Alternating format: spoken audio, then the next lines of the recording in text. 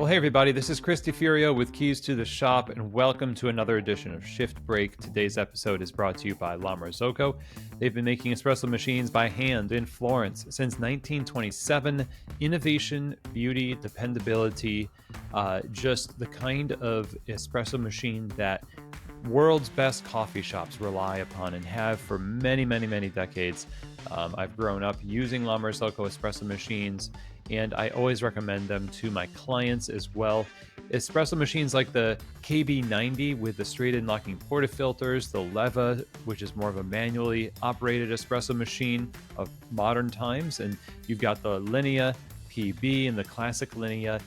There's really not a wrong choice here. You just have to find the right machine for you. So go to lamarzocousa.com, but even better, check them out, info@lamarzocousa.com. Email them. Their sales folks will get right to you and be able to help you select the right machine. Again, check out La Marzocco for all your espresso machine needs. Now, we also have our wonderful sponsor, rattleware.com, small wares that just work.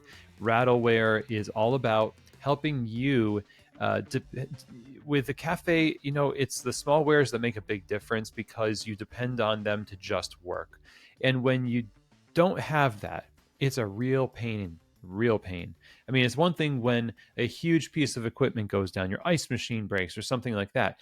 But when there's that pitcher that people hate using, or that shot glass that's just like, it is not made well, that really can be almost worse, because at least you know when you fix that ice machine, it's going to be fixed.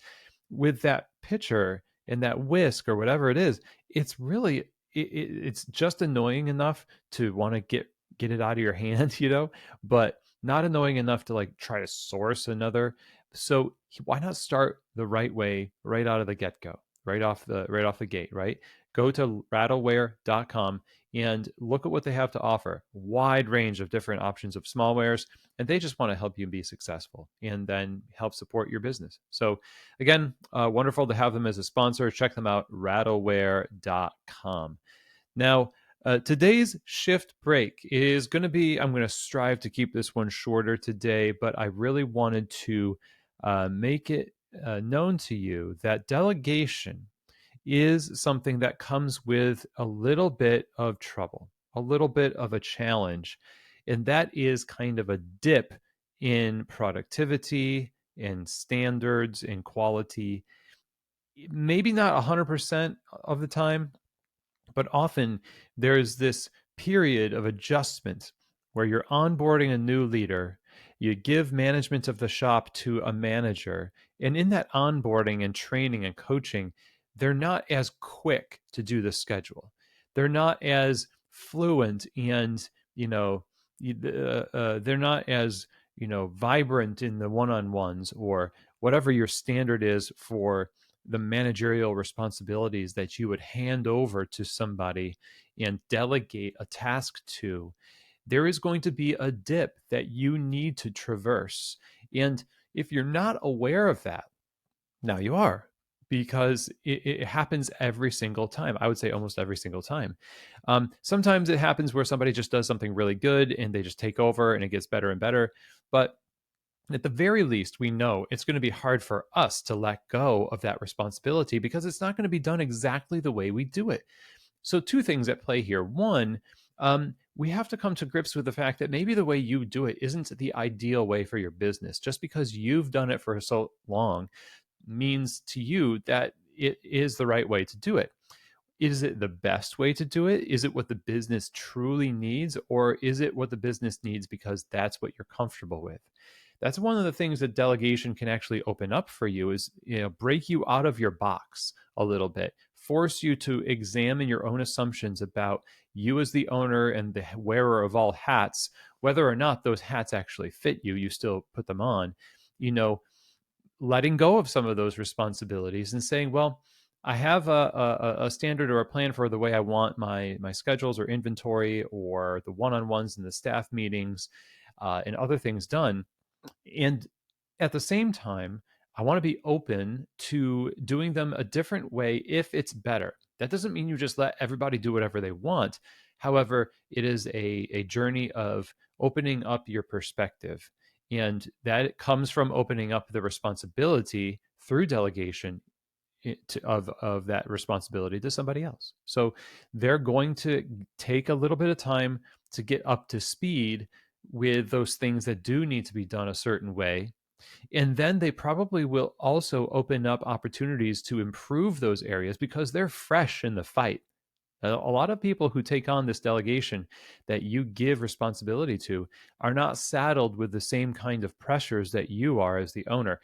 They don't have to worry about the company's taxes or the predictive analysis of 2025 or 2026 and all that stuff.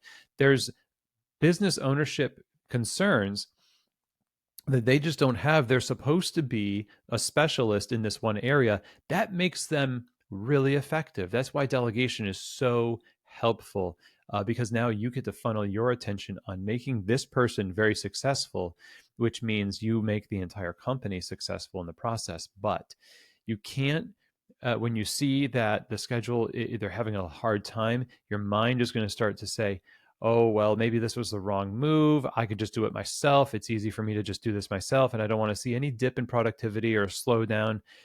It's just inertia. It's just like, entering the atmosphere. It takes adjustment, and it's going to be okay, because this is what it was like to get your company up to speed. It's not going to be detrimental to your business, especially if you are a prepared and hands-on coaching kind of a leader. That person's going to have the benefit of your being on their side, giving them the resources they need to thrive in this role of manager or trainer or whatever it is. And it's going to be okay. That dip is not going to last for a very long time. And in rare cases, you might find that you maybe selected the wrong person for the job, or maybe you need to improve your own skills and structure around how you're equipping people.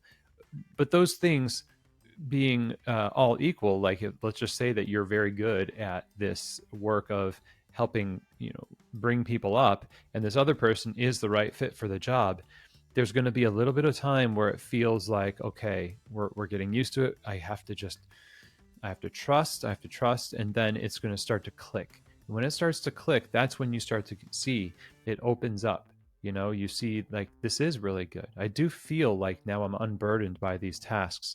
Whereas initially in that dip, you feel even more burdened, kind of like the person who is working with a barista on shift as a trainer. That trainer, because that person is not as versed in the nuances of the bar, they're not just naturally intuitively going through the work, it's not as efficient. And we've put our focus on what will be the result of this later on. And we take on the extra burden of what it means to equip somebody in the moment who at the moment still needs some work. And we need to work with them to bring them not only up to speed, but also to be a positive force for even more momentum in the future. So when you delegate your responsibilities to somebody, yeah, it's gonna be there's some difficulties, right? And that's okay. That dip is there. Just be aware of it, get through that, and be on their side, be the resource, be the agent of clarity, and watch what kind of opportunities this delegation journey has to offer the company, how it opens things up for you, for the person, and for everyone else that benefits from that work. So the dip is a part of it, and I know you can do it. So I hope that this was helpful today, everybody. And as always, I will see you here next week on another edition of Shift Break, from keys to the shop.